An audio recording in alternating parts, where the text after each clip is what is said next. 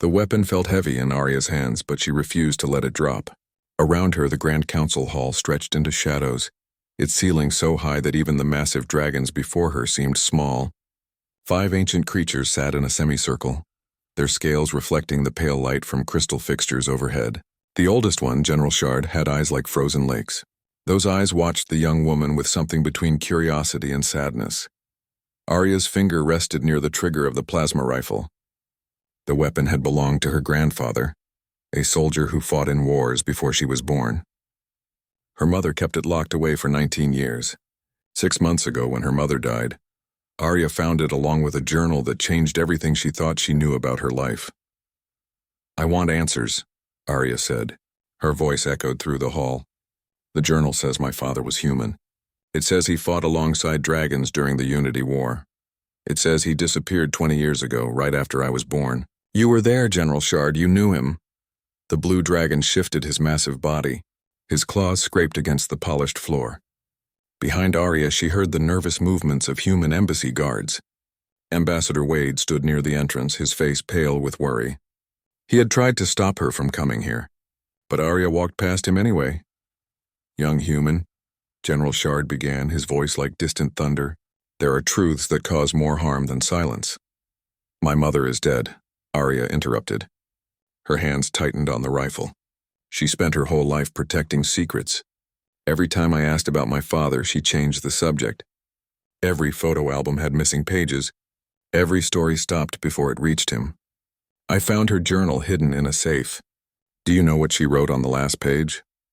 The dragons remained silent. She wrote that she was sorry, that she wished I could know who my father really was, that the greatest man she ever met gave up everything for peace. Arya's voice cracked, but she pushed forward. She wrote that if anything happened to her, I should find General Shard and demand the truth. So here I am, demanding. A silver dragon to Shard's left moved forward slightly. Commander Frost, according to the briefing materials Arya had studied. Her scales gleamed like moonlight. "The weapon you carry is not loaded," Frost said gently. "We scanned you before you entered." Arya smiled without humor. "I know, but you're still listening, aren't you? Because this weapon means something to you. My grandfather carried it during the First Contact Wars. My mother told me that much. She said dragons respect warriors, and warriors respect weapons that have seen real battle. So even empty, this rifle commands your attention." General Shard's expression shifted. Something that might have been approval flickered across his ancient face. "Your mother was wise. She understood our ways." "Then honor her memory," Arya said. "Tell me who my father was." The silence stretched out. Arya could hear her own heartbeat. She thought about the journal entries, the cryptic references to a warrior who flew with dragons, the mention of a choice that changed 2 species forever. She thought about growing up without a father, about playground questions she could never answer, about the hole in her life that never quite healed. "If I lower this weapon," Arya said slowly, "will you tell me?" "If we tell you," Shard replied, "you may wish you had remained ignorant. I stopped wishing for comfortable lies when I buried my mother." The dragon studied her for a long moment. Then he looked at the other dragons. Something passed between them, some silent communication that Arya could not read. Finally, Shard nodded. "Very well. But you will hear the full story, not the pieces you want to hear. You will understand why silence was chosen, why your mother made the choices she made." The dragon's eyes locked onto Arya's. "And you will know that sometimes the greatest love means accepting the greatest secrets." Arya lowered the rifle slightly. Not all the way, but enough to show good faith. Shard began to speak. 20 years ago, our 2 species stood at the edge of war. First contact had gone poorly. Misunderstandings led to violence. Violence led to calls for revenge. Both humans and dragons have long memories and hot blood, but there were those on both sides who believed we could find another path. "Your father was one of those believers. What was his name?" Arya asked. He had many names. His military designation was Lieutenant Daniel Cross, but we called him the Peacekeeper. Shard's voice carried weight that came from years of memory. He volunteered for the 1st Joint Military Unit, humans and dragons fighting side by side. Most thought it would fail. Many hoped it would fail. But Daniel believed otherwise. Arya felt her breath catch. Daniel Cross, her father, had a name now, real and solid. "He was assigned to my daughter's unit," Shard continued. "Crescent was young then, barely 2 centuries old. She doubted humans could match dragon courage in battle. Daniel proved her wrong in the first week. What happened? Arya whispered. He saved her life, Shard said. And in doing so, he began to change everything we thought we knew about humans. But that is only the beginning of the story. The path from there to you, standing here with that weapon, runs through blood and sacrifice and choices that haunt me still. Arya fully lowered the rifle. She needed to hear this. She needed to know. General Shard settled his massive form and began to tell the tale of the Unity War. General Shard's voice carried across the centuries as he spoke. Arya sat on the cold floor now, the rifle resting across her lap, listening as the old dragon painted pictures with his words. 20 years earlier, the galaxy had been a different place. Humanity had just developed faster than light travel. Their ships pushed outward into space that dragons had claimed for thousands of years. Neither species knew the other existed until a human exploration vessel jumped into a dragon breeding ground. The dragons protecting their young attacked. The humans, thinking themselves under assault by hostile aliens, fought back. 12 dragons died. 37 humans never made it home. After that, everything spiraled. Both governments demanded justice. Both militaries prepared for war. The news networks on both sides showed only the worst of each species. Humans saw dragons as monsters. Dragons saw humans as invaders. Violence bred more violence. But there were some who stepped back from the edge. Scientists who wanted to study rather than fight. Diplomats who believed words could work better than weapons. And soldiers who had seen enough death to know that more death solved nothing. Lieutenant Daniel Cross was one of those soldiers. He had fought in Earth's last major conflict, a brutal civil war that left scars across 3 continents. He lost his entire squad in a siege that accomplished nothing except adding names to memorial walls. When the dragon conflict began, Daniel spoke out against it. He wrote articles. He gave speeches. He told anyone who would listen that humanity was making the same mistakes again. Most people ignored him. But a few listened. One of them was a general who had authority to try something new. The general asked Daniel a simple question. Would you be willing to fight alongside dragons to prove peace is possible? Daniel said yes. The program started with 3 humans and 3 dragons. They trained together at a neutral facility built on an uninhabited moon. The early days were disaster. Humans and dragons communicated differently, fought differently, thought differently. The dragons found humans too fragile. The humans found dragons too arrogant. Arguments broke out daily. Daniel's dragon partner was Crescent, General Shard's daughter. She stood twice as tall as Daniel, with scales that shimmered blue and silver. She made it clear she thought the entire program was a waste of time. Humans were weak, she said. They would break in real combat. Daniel never argued with her. He just kept training. When Crescent mocked human endurance, Daniel ran obstacle courses until his feet bled, then ran them again. When she questioned human strength, Daniel carried equipment loads that made other humans quit. When she doubted human courage, Daniel volunteered for the most dangerous training exercises. Slowly, Crescent stopped mocking. She started watching instead. The unit's first real mission came 3 months into training. Pirates had attacked a mining colony on the border between human and dragon space. These pirates cared nothing for politics. They raided both species equally, killing anyone who resisted and selling survivors as slaves. The joint unit was sent to stop them.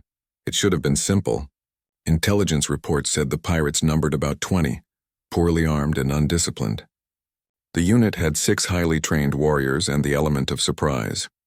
They jumped into the system expecting a quick victory. The intelligence was wrong. The pirates numbered closer to 70. They had heavy weapons stolen from military shipments, and they knew the joint unit was coming. The ambush hit hard. The unit's transport took fire before they even landed. Crescent's brother, a young dragon named Talon, got hit by an explosive round that tore through his wing.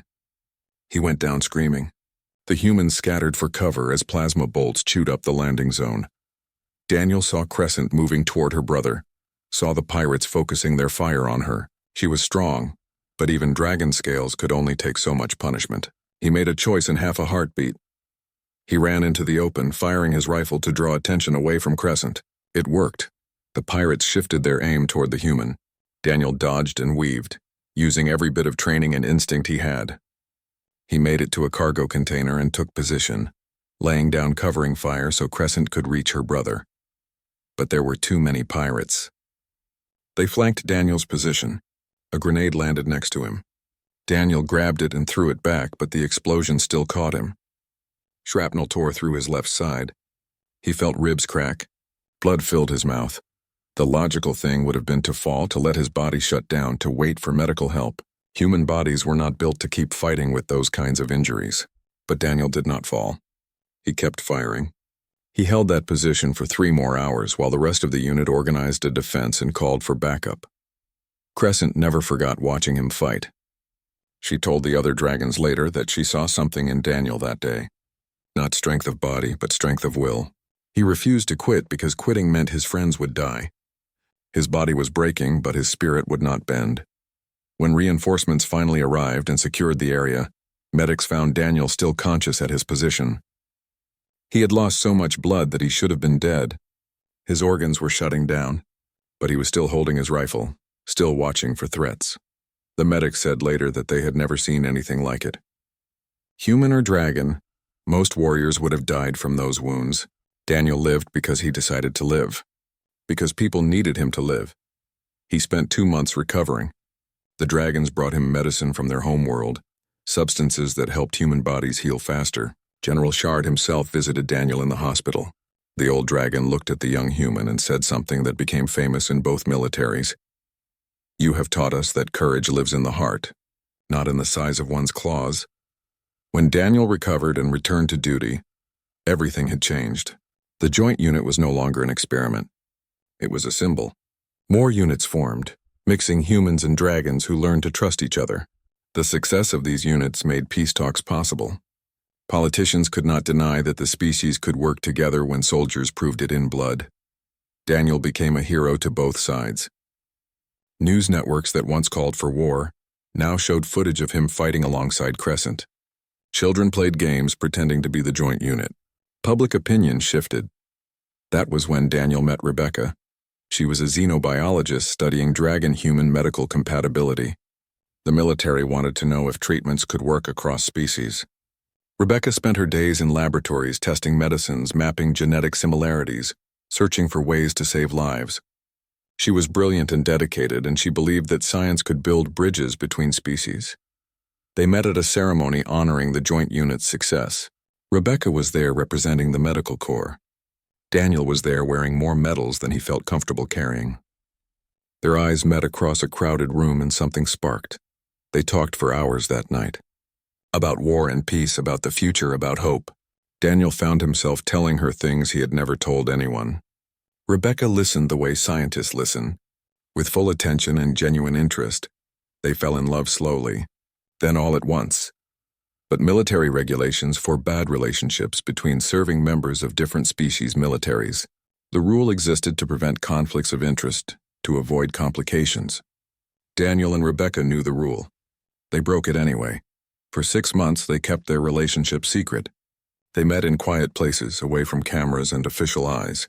They built something real in the shadows, something neither of them expected but both of them needed. Then Rebecca discovered she was pregnant. Everything was about to change, though neither of them knew how much. The future they hoped for was about to collide with enemies they did not see coming. General Shard paused in his telling. He looked at Arya with eyes that had witnessed too much. "Your father was a good man. Remember that as I tell you what came next." Arya listened as General Shard continued.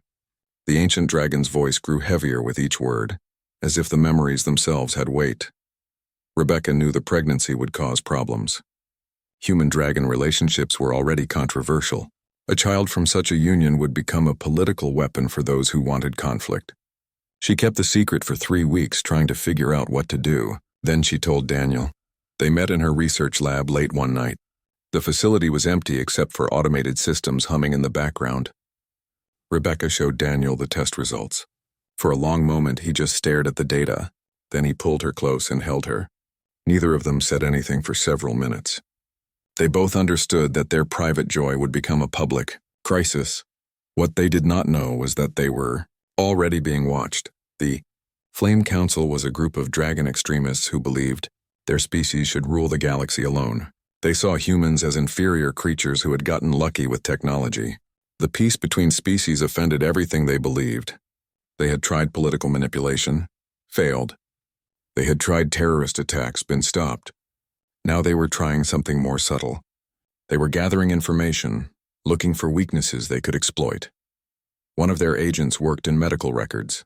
She accessed Rebecca's files and saw the pregnancy results. The agent reported to her superiors immediately.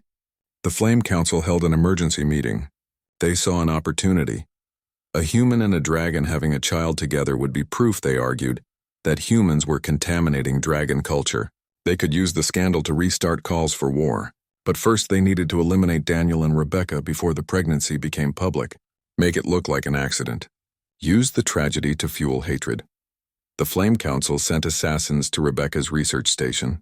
6 of their best warriors armed with weapons designed to kill humans quickly. They planned to eliminate Rebecca first, then hunt down Daniel. They would burn the research station and blame it on anti-peace extremists from the human side. Both governments would spiral back toward conflict. But the Flame Council made one mistake. They discussed their plans where Crescent could hear. Crescent had been promoted to captain after the joint unit's success. She commanded her own team now, including Commander Frost and several others who believed in peace. She was in the council building that day delivering reports. She overheard 2 Flame Council members discussing the assassination in a supposedly secure corridor. Crescent immediately contacted Daniel. She used an encrypted channel and kept the message simple. Rebecca is in danger. They are coming tonight. Daniel was across the city when he got the message. He ran to his ship, breaking every traffic regulation as he flew toward the research station. He tried calling Rebecca, but she was not answering. The lab was in lockdown for some experiment. No communications in or out. He pushed his ship faster than it was designed to go. The engines screamed protest. Other pilots reported him for reckless flying. Daniel ignored everything except getting to Rebecca. He arrived 15 minutes before the assassins. Rebecca was in her main laboratory working late as usual. Daniel burst through the door and found her studying genetic sequences on a holographic display. She looked up surprised. "We need to leave," Daniel said. "Now," he explained quickly. Rebecca's face went pale, but she moved fast. She grabbed essential data drives, locked down the research, and followed Daniel toward the emergency exit. They made it halfway across the compound before the assassins arrived. The attack came without warning. Explosives breached the station's outer walls. Armed figures in combat armor poured through the gaps. Daniel pushed Rebecca behind a support column and returned fire. His rifle cut down the first assassin, but there were more coming. Rebecca was not helpless. She had served in the medical corps during wartime. She knew how to handle a weapon. She picked up the fallen assassin's gun and covered Daniel's flank. Together, they fought their way toward an escape shuttle, but the assassins had planned well. They had blocked the obvious escape routes. Daniel and Rebecca found themselves trapped in the research wing with enemies closing in from 3 directions. Daniel's ammunition was running low. He had maybe 30 rounds left. Not enough. That was when Crescent arrived. She came through the ceiling, her massive dragon form smashing through reinforced panels. Frost and 3 other loyal dragons followed her. They landed between Daniel and the assassins with a sound like an earthquake. "Get them out," Crescent ordered her team. "I will hold here." "There are too many," Frost protested. "Then I will hold until there are fewer." "Go." Frost grabbed Daniel and Rebecca with her claws, gentle despite her strength.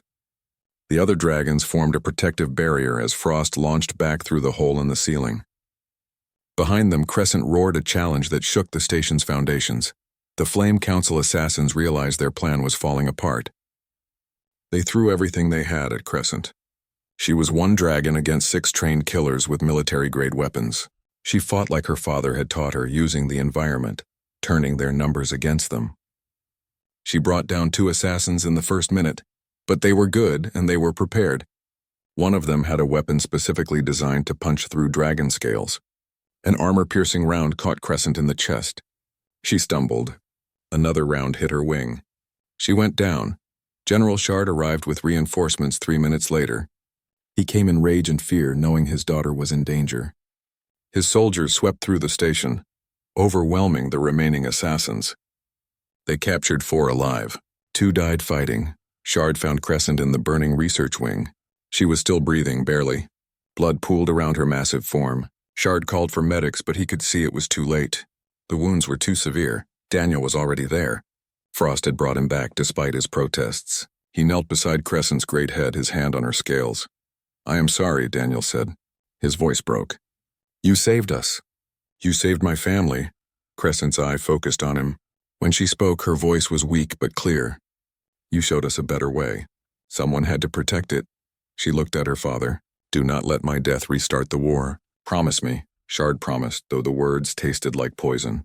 He wanted revenge. Every instinct screamed for blood. But his daughter had died for peace. He would not dishonor that sacrifice. Crescent died with Daniel holding her claw and Shard singing the old songs of their people. The next hours were chaos. Both governments scrambled to contain the situation. The Flame Council's involvement became clear quickly.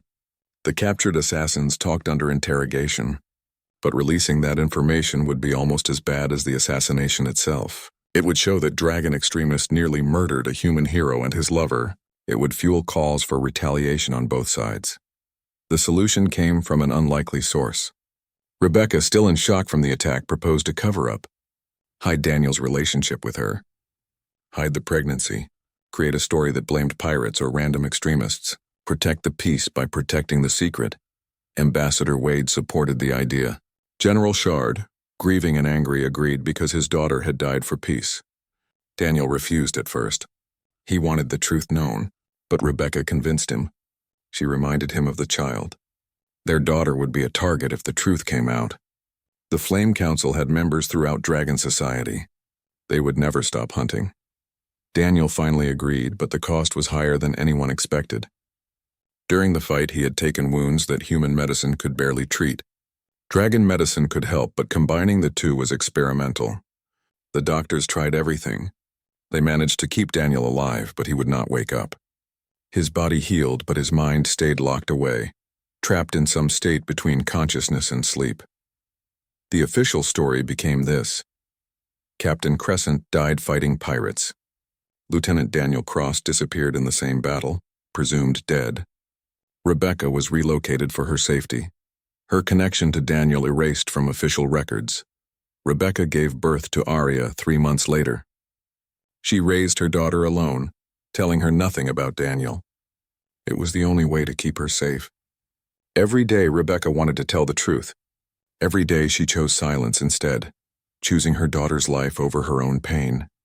Daniel was placed in a medical facility deep beneath the dragon homeworld. A stasis chamber kept his body stable, while doctors searched for a way to wake him. Years passed. Technology improved, but Daniel remained locked away, alive but unreachable. General Shard visited him often. The old dragon would sit beside the stasis chamber and talk to the human who could not hear him. Shard told Daniel about the peace that held, about the joint military units that grew stronger, about the daughter he had never met. Commander Frost dedicated her life to finding a cure. She studied human neuroscience, dragon healing, anything that might bring Daniel back. She failed hundreds of times but never stopped trying. Rebecca died 6 months ago. Her last act was writing that journal, leaving clues that would lead Arya here. She had kept the secret for 19 years. In the end, she decided Arya deserved the truth. General Shard finished his story. The hall was silent except for the sound of Arya crying. She sat on the cold floor, tears streaming down her face, understanding finally why her mother had lied. Understanding the weight of the secrets. Understanding that her father was not dead, just unreachable. "Where is he?" Arya asked through her tears. "I want to see him."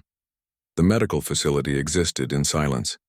Arya followed General Shard and Commander Frost through corridors carved from living rock. The walls glowed with soft bioluminescent panels, a dragon technology that required no power source. Their footsteps echoed in the emptiness. Arya carried her grandfather's rifle still, though now it felt less like a weapon and more like a connection to the past. They descended for what felt like hours. Down, always down into the heart of the dragon homeworld. Ambassador Wade had tried to come with them, but Shard had refused. This place was secret. Its existence was known only to a handful of dragons and one human who could not speak of it. Finally, they reached a massive door. Frost placed her claw against a scanner. Ancient mechanisms rumbled to life. The door opened slowly, revealing a chamber beyond that took Arya's breath away. The room stretched the size of a human football field. Medical equipment from both species lined the walls, connected by cables and tubes that pulsed with soft light. Monitoring stations hummed with data, but all of that became background noise when Arya saw the stasis chamber in the center of the room. It was larger than she expected, built to human proportions but reinforced with dragon engineering. Transparent panels allowed her to see inside, and there, suspended in some kind of fluid, was her father. Daniel Cross looked young, too young to be the father of a 19-year-old. The stasis had preserved him exactly as he was 20 years ago. He wore simple medical clothing. His face was peaceful. He could have been sleeping. Arya approached slowly. Her legs felt weak. She placed her hand against the chamber's surface. The material was cool and smooth.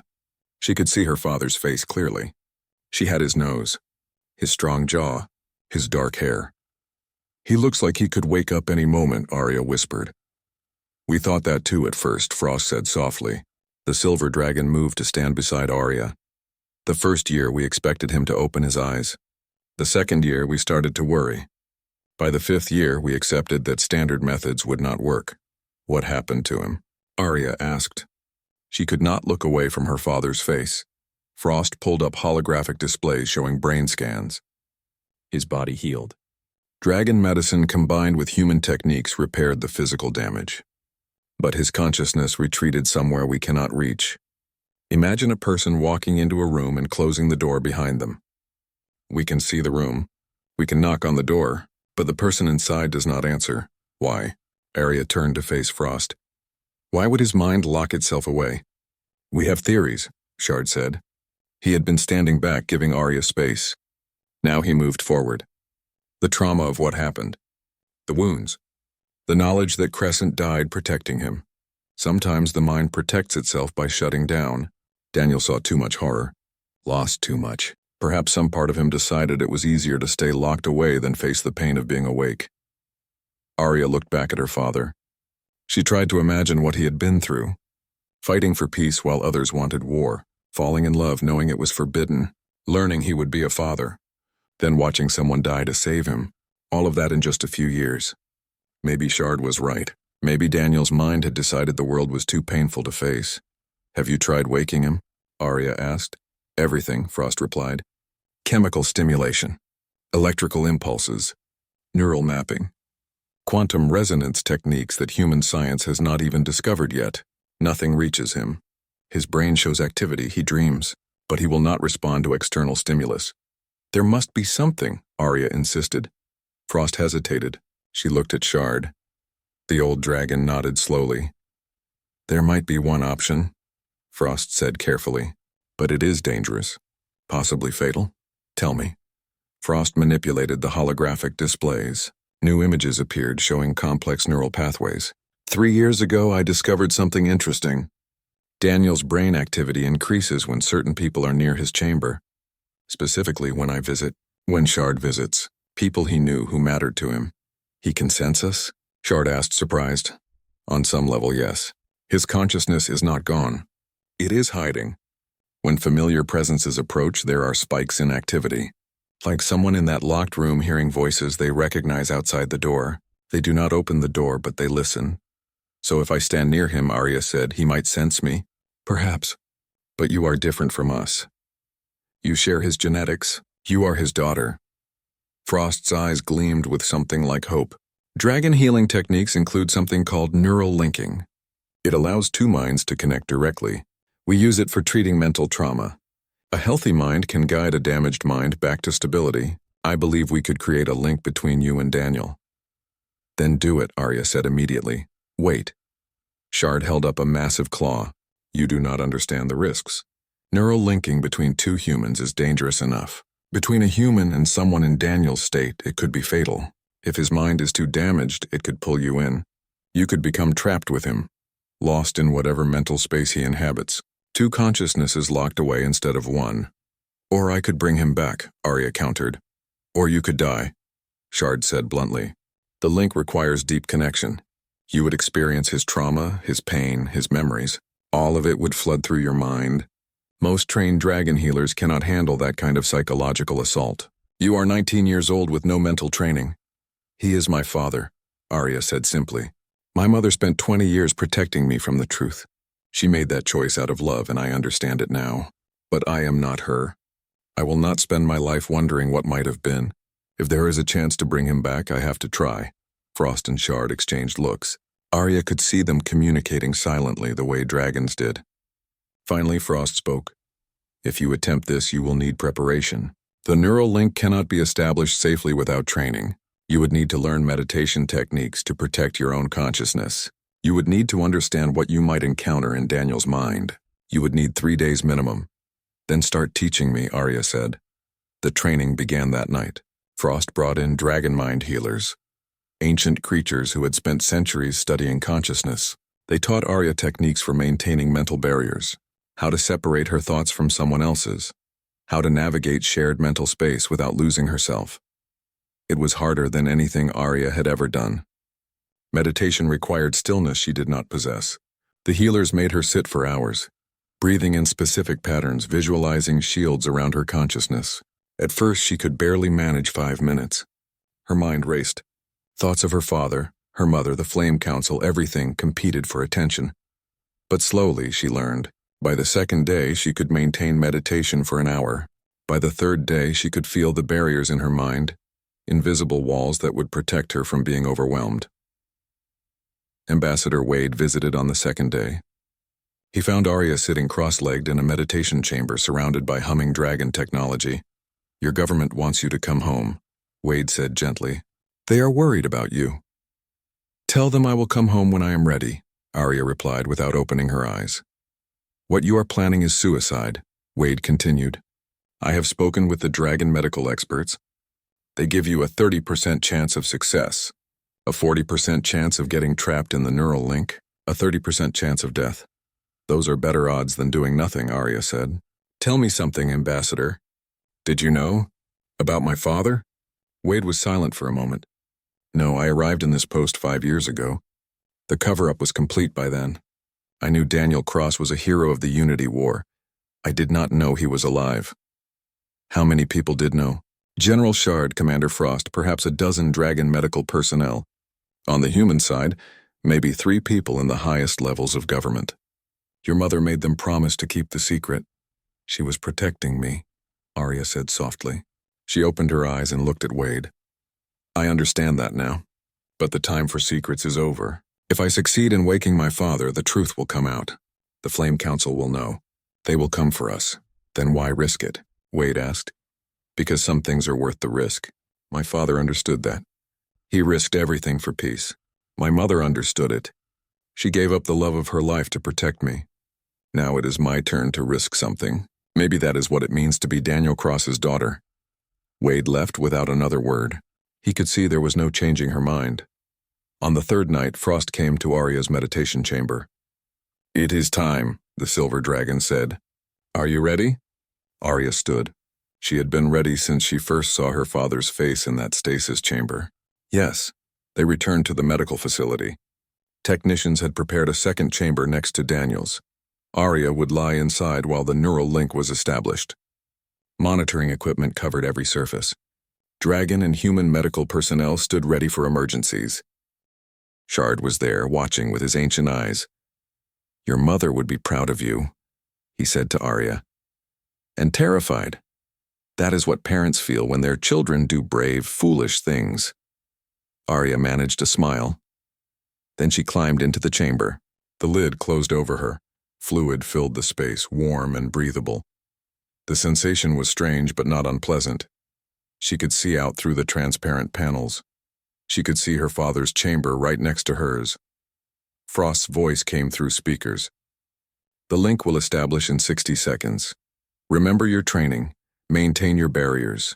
Do not let his trauma overwhelm you. Find him in whatever mental space he inhabits, and guide him back. I understand, Arya said. Good luck, Frost said softly. The countdown began. Arya closed her eyes and focused on her breathing. In and out, calm and steady. She visualized the barriers around her consciousness. She thought about her father. about the connection they shared across genetics and time. The neural link activated. Arya felt a pulling sensation like falling. The medical facility vanished. Her body vanished. There was only consciousness now, pure and unbound. She plunged into darkness, searching for the mind of Daniel Cross. Darkness surrounded Arya like water. She floated in nothing, feeling neither up nor down, hot nor cold. This was the space between minds, the healers had told her. A place without physical form. She needed to find Daniel's consciousness and establish contact. Arya reached out with her mind. She thought about her father, about the stories Shard had told, the soldier who refused to quit, the man who believed in peace, the warrior who saved a dragon's life. She held those images like a beacon. Something shifted in the darkness. A flicker of light, distant and faint. Arya moved toward it. The motion was strange, happening through thought rather than muscles. She willed herself closer, and the light grew brighter. The darkness began to change. Images appeared, fragmentary and unclear. She saw a battlefield. Human soldiers firing at targets she could not see. The scene dissolved and reformed. Now she stood in a laboratory. A woman worked at a computer, her face kind and focused. Rebecca, Arya's mother, younger than Arya had ever known her. These were memories, Arya realized. Daniel's memories floating loose in his mind. She pushed deeper, following the thread of consciousness toward its source. The images came faster now. A dragon's face, blue scales catching starlight. Crescent, a military transport shaking with weapons fire. A hospital room where Daniel lay broken and bleeding. Rebecca's smile. An explosion. Crescent falling. Blood on metal floors. Arya felt the emotions attached to these memories. Joy and terror, love and grief, all jumbled together. The memories had no order. They crashed against each other like waves in a storm. This was what 20 years of locked consciousness looked like. Chaos. She kept moving forward. The light grew brighter ahead. She was getting close to the core of Daniel's mind, the place where consciousness lived. But as she approached, something else appeared. A figure formed in the darkness. At first it was just a shadow, shapeless and threatening. Then it took form. It became Daniel Cross. But this Daniel looked wrong. His eyes were empty. His face twisted with pain.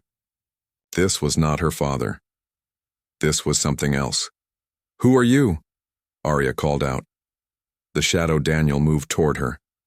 When it spoke, the voice echoed with wrongness. "I am the truth he cannot face. I am the failure. I am the guilt." Arya understood then. This was Daniel's trauma given form, the part of him that believed he deserved to stay locked away. The healers had warned her about this. Sometimes damaged minds created defenses, barriers to prevent healing because healing meant facing pain. "I am looking for my father," Arya said firmly. She maintained her mental barriers the way she had been taught. "He does not want to be found," Shadow Daniel replied. "He failed everyone. He could not save Crescent. He abandoned his family. He deserves this darkness." "That is not true," Arya countered. "He saved Rebecca. He saved me. Crescent chose to protect him. That was her choice, not his failure." The shadow laughed, a sound like breaking glass. "Do you think pretty words will change anything?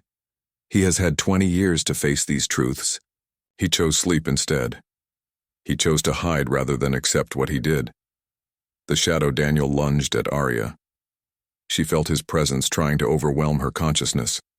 Images flooded her mind. Crescent dying. Rebecca crying. Soldiers screaming. All the worst moments of Daniel's life, concentrated and weaponized. Arya held her barriers. The healers had prepared her for this. She pushed back against the assault. "You are not real," she said. "You are just fear. You are just pain that has not been processed. My father is stronger than you." "Am I?"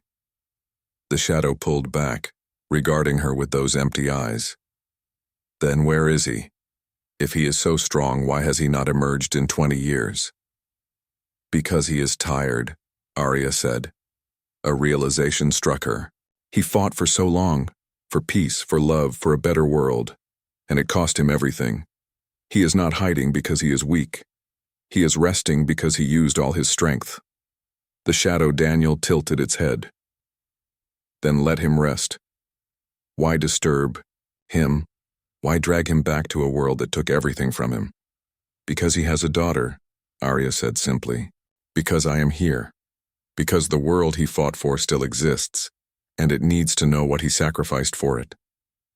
For the first time, the shadow hesitated. Arya pressed forward. I am Arya Cross, Daniel's daughter, Rebecca's daughter. I carry both of them inside me. I am the future they believed in, and I did not come here to let trauma keep my father prisoner. She pushed past the shadow Daniel, moving toward the light.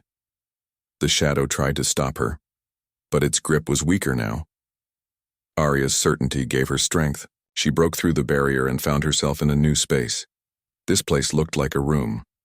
4 walls, no windows, a single door. It was gray and empty and sad. In the center sat a man, Daniel Cross, the real one this time.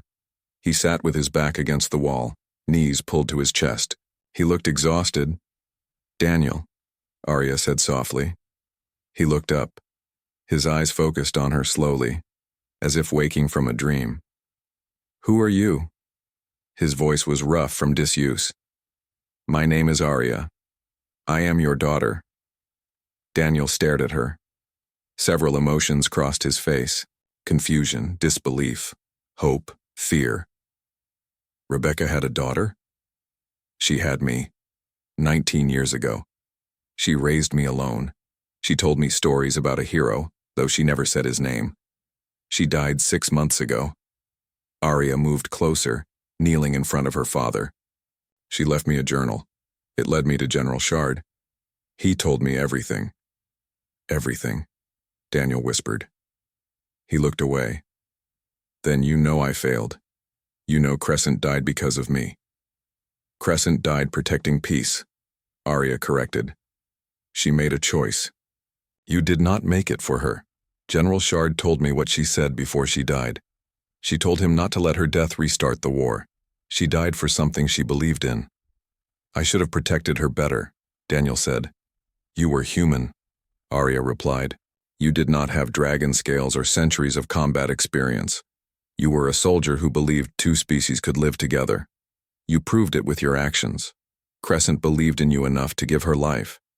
How can you honor that sacrifice? By staying locked away? Daniel was quiet for a long moment. I am tired, he finally said. I have been tired for so long. It is easier here. No pain, no decisions, no failures. No life either, Arya said gently. She sat down beside him. I grew up without a father. I used to imagine what he was like. I created entire stories in my head. The real story is better than anything I imagined. Not because it is happy, but because it is true. Because my father was a man who tried to make the world better, even when it cost him everything. The world moved on without me, Daniel said. 20 years, Rebecca is gone, the war is over. What purpose would I serve by waking up? You would be my father, Arya said simply. You would get to know your daughter. You would see that the peace you fought for lasted. You would honor Rebecca's sacrifice by living the life she protected. Is that not enough? Daniel looked at her then, really looked at her. Arya could see him noticing details. The shape of her face, her dark hair, her stubborn expression. You have her eyes, Daniel whispered. Rebecca's eyes. And your determination, Arya replied. She told me that in the journal. She said I was as stubborn as my father and that it would either save me or drive me crazy. A small smile touched Daniel's face. The first real emotion Arya had seen from him. She said that? She said a lot of things. About you. About how you met. About the night you held her and promised everything would be okay. Arya took his hand. She loved you. She never stopped. and she spent 19 years protecting the daughter you never got to meet. The least you can do is wake up and get to know me. Daniel's hand tightened around hers. I am afraid, he admitted. Afraid of the pain. Afraid of facing what happened. Afraid I will not be strong enough. Then lean on me, Arya said. Let me be strong for both of us. Just for a little while. Just until you remember how to be strong yourself. The room around them began to change. The gray walls lightened. The door appeared more solid. Daniel stood slowly, pulling Arya up with him. If I do this, Daniel said, if I wake up, the Flame Council will know. They will come for us. Let them come, Arya said fiercely. I did not bring my grandfather's rifle into a dragon council hall, just to back down from threats. If they want to fight, they will get one. But this time they will face a man who has his daughter fighting beside him. Daniel looked at the door. It seemed less intimidating now. How do I open it? Just decide to, Arya said. Decide that you want to live. That you want to know your daughter. That you want to honor Rebecca's memory by being here. The door will open. Daniel walked to the door. He placed his hand on it. For a moment, nothing happened. Then light began to seep through the cracks. The door swung open, revealing brightness beyond. Come on, Arya said, taking his hand again. Time to go home. Together, father and daughter walked through the door. The mental space dissolved around them. Arya felt the pulling sensation again, consciousness returning to body. She gasped as she opened her eyes and found herself back in the medical chamber. All around her, alarms were going off. Not warning alarms, but excited ones. Medical personnel rushed to Daniel's chamber. Through the transparent panel, Arya could see movement. Her father's eyes were opening. Daniel Cross was waking up. Frost's voice came through the speakers, filled with wonder. It worked. By all our ancestors, it actually worked, Arya smiled.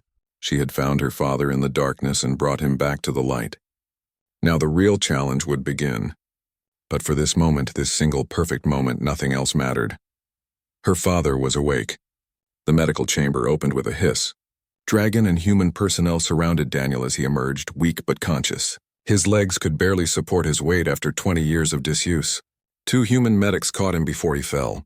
Arya climbed out of her own chamber, dripping with the medical fluid, desperate to reach him. Easy, Commander Frost said, gently blocking Arya's path. He needs immediate care. His muscles have atrophied. His neural pathways need to reconnect with his body. Give the medical team space to work. Arya watched as they laid Daniel on a transport bed. He was awake, his eyes open and aware, but his body was not ready for consciousness. The medics hooked him to machines that would help his system stabilize. Through it all, Daniel kept looking around as if surprised to find himself in the physical world again. Then his eyes found Arya. Recognition lit his face. He tried to speak, but no sound came out. His throat had not been used in 2 decades. Do not try to talk, one of the human doctors said. Your vocal cords need time. Everything needs time. They wheeled Daniel to a recovery room. Arya followed, ignoring everyone who tried to stop her. She was not leaving her father's side. General Shard trailed behind, his massive form barely fitting through the corridors. The recovery room was designed for long-term care. Medical equipment lined the walls. A bed dominated the center, adjusted to human proportions but reinforced with dragon engineering. They transferred Daniel onto it carefully. He looked small in that space, fragile in a way that made Arya's chest hurt. The medical team worked for 3 hours. They ran tests, administered medicines, checked neural responses. Finally, the head doctor turned to Arya and Shard. He is stable, the doctor said. The awakening was successful, but recovery will take months. His body needs to relearn basic functions. He will need physical therapy, speech therapy, psychological support. This will not be easy. Nothing worth doing ever is, Shard rumbled. The medical team left, giving instructions for care. Only Arya and Shard remained. Arya pulled a chair close to Daniel's bed. She sat and took his hand. It felt warm, alive, not like the cold stasis chamber. Daniel's eyes moved between Arya and Shard. He still could not speak, but his expression asked questions. You have been asleep for 20 years, Shard said quietly. The world changed while you rested. The peace held. Human and dragon military units are common now. The joint forces you helped create grew into an entire branch of both militaries. Children from both species grow up learning about the Unity War and the soldiers who ended it. Your name is taught in schools. Daniel's eyes widened slightly. You are a hero, Shard continued, to both our peoples. But that is not the most important thing. The old dragon looked at Arya. The most important thing is that your daughter is remarkable. She inherited your courage and Rebecca's intelligence. She walked into a dragon council hall, pointed a rifle at me and demanded truth. She refused to accept comfortable lies. She risked her own consciousness to save you. You should be very proud. A tear rolled down Daniel's face. He squeezed Arya's hand weakly. Sleep now, Arya said softly. You are safe. I will be here when you wake up. Daniel's eyes closed. His breathing evened out into natural sleep. Not the enforced unconsciousness of stasis, but real rest. Arya sat holding his hand, watching his chest rise and fall, marveling that this was real. Frost entered the room. We have a problem, she said without preamble. News of Daniel's awakening has leaked. I do not know how, but someone in the medical team talked. It is spreading through both governments' networks. Shard growled low in his throat. The Flame Council will know within hours. They already know, Frost replied. We intercepted communications. They are mobilizing. They plan to finish what they started 20 years ago. Let them come, Arya said. She had not looked away from her father. This facility is secure, is it not? As secure as we could make it, Frost said. But the Flame Council has resources. They have been building strength in the shadows for 2 decades. If they commit to a full assault, they could breach our defenses. Then we need reinforcements, Shard said. He moved toward the door. I will contact loyal units. We will defend this place. Wait, Arya said. She finally looked up. There is a better way. We do not hide. We do not just defend. We expose them. Frost tilted her head. Explain. The Flame Council has operated in secret because secrecy protects them. They can claim to represent tradition, to speak for dragon interests. But what if everyone knew what they really are? What if both species saw them as the extremists who murdered Crescent, who tried to kill Daniel and my mother, who have been fighting against peace all along? We have no proof, Shard said. Yes, we do, Arya countered. You said you captured 4 assassins alive 20 years ago. What happened to them? Shard and Frost exchanged glances. They are still imprisoned, Shard admitted. In a secure facility. Their existence is classified. Bring them forward, Arya said. Put them on trial. Public trial, broadcast to both species. Make them testify about who hired them, who gave them orders. Shine light on the Flame Council's crimes. They cannot operate in the open. Their power comes from shadows. That could work, Frost said slowly, but it would take time to organize. Days, maybe weeks. The Flame Council will attack before then. Then we give them a reason to delay, Arya said. She stood, an idea forming. We announce that Daniel will give a public statement in 1 week. First time he has spoken in 20 years. Every news network will want to cover it. The Flame Council will not risk attacking before then, because it would prove everything we say about them. They will wait, hoping to discredit us somehow. Shard studied Arya with something like admiration. You think like a strategist. I think like someone who wants her father to have a future, Arya replied. This only works if we can protect him until then. 1 week, Frost said. We can manage that. I will coordinate with human security forces. We will turn this facility into a fortress. The next days were chaos. Military forces from both species converged on the location. Human marines and dragon warriors worked side by side, setting up defensive positions. News networks clamored for information.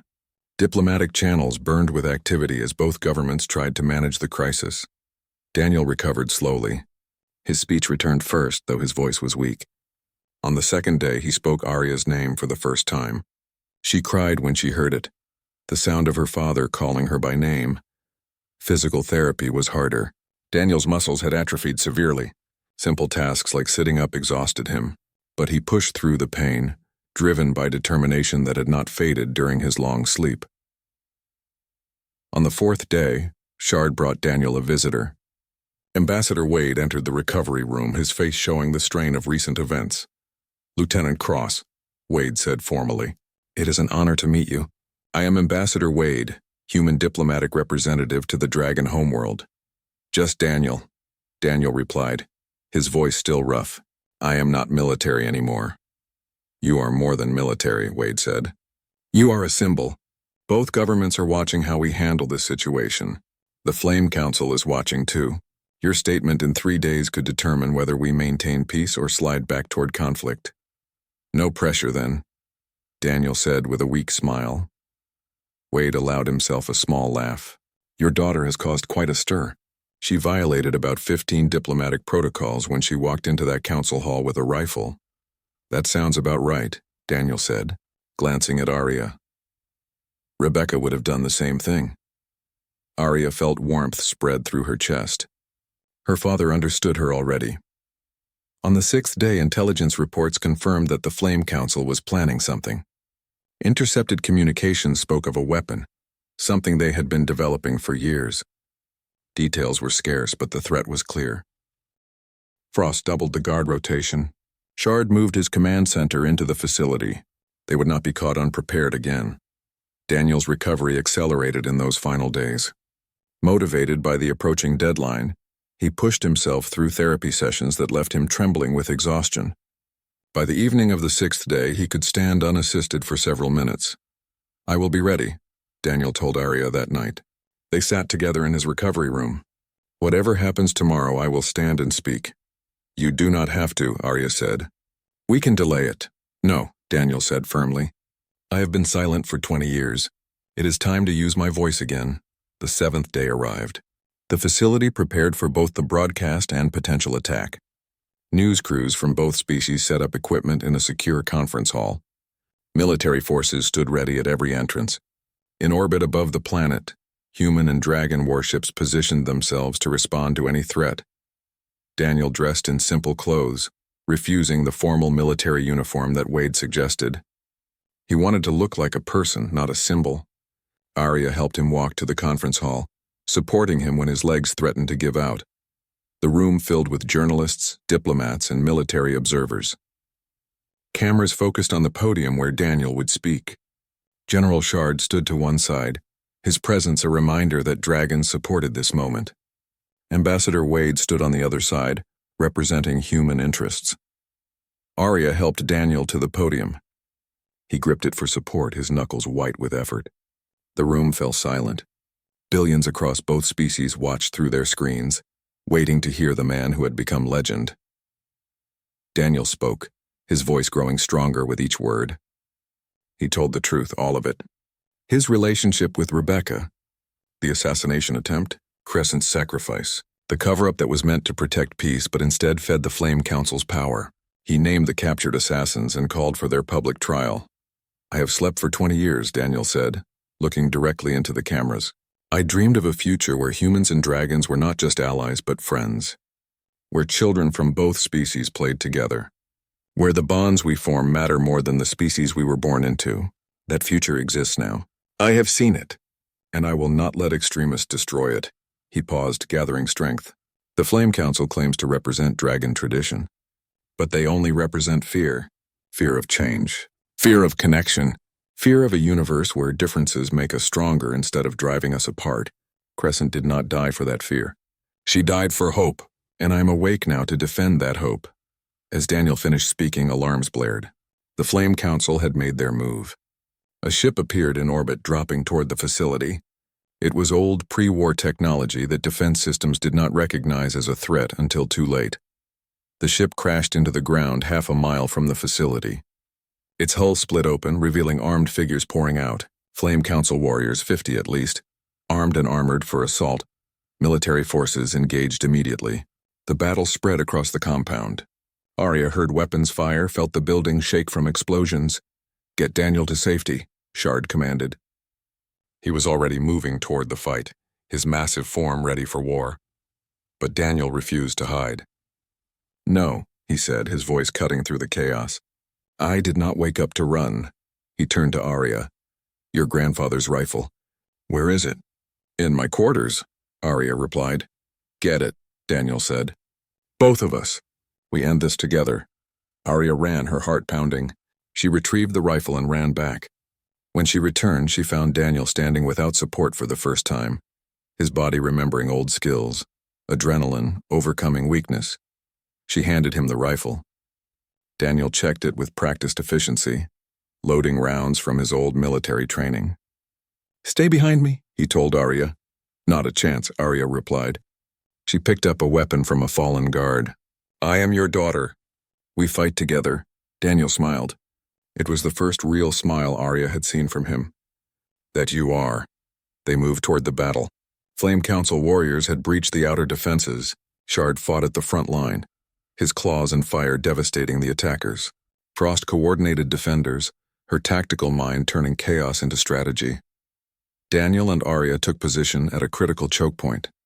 The rifle felt different in Daniel's hands than it had in Arya's. He moved with it like an extension of his body, muscle memory returning despite 2 decades of disuse. He fired precisely, each shot counting. Arya covered his flank, learning his rhythm, matching it. They fought as a team, father and daughter, protecting the peace that had cost so much to build. Around them, humans and dragons fought together, proving that the unity Daniel had believed in was real. The battle raged for an hour. The Flame Council warriors were skilled, but they faced overwhelming opposition. Joint forces pushed them back, captured them, ended their assault. When the last warrior surrendered, silence fell over the compound. Daniel lowered his rifle, breathing hard. His body had reached its limit, but he had stayed standing through sheer will. Arya caught him as he stumbled. "I have got you," she said. "I know you do," Daniel replied. "I always knew you would." The aftermath took weeks to settle. The captured Flame Council warriors testified, exposing their organization's crimes. Trials were held. Justice was served. The conspiracy that had operated for decades crumbled under the light of truth. Daniel recovered slowly. He learned to walk without support, to speak without strain, to live in a world that had changed while he slept. Arya stayed with him through it all, learning her father as he learned his daughter. 3 months after his awakening, they visited Rebecca's grave together. It was on a hillside overlooking the valley where she had done her research. The stone was simple, bearing her name and dates. Daniel knelt, placing flowers on the grave. "I am sorry I was not there," he said quietly. "I am sorry you had to do this alone." Arya placed her hand on his shoulder. She was not alone. She had me, and she made sure I would find you when the time was right. They sat together by the grave, sharing stories. Daniel told Arya about meeting Rebecca, their first conversation, the way she laughed.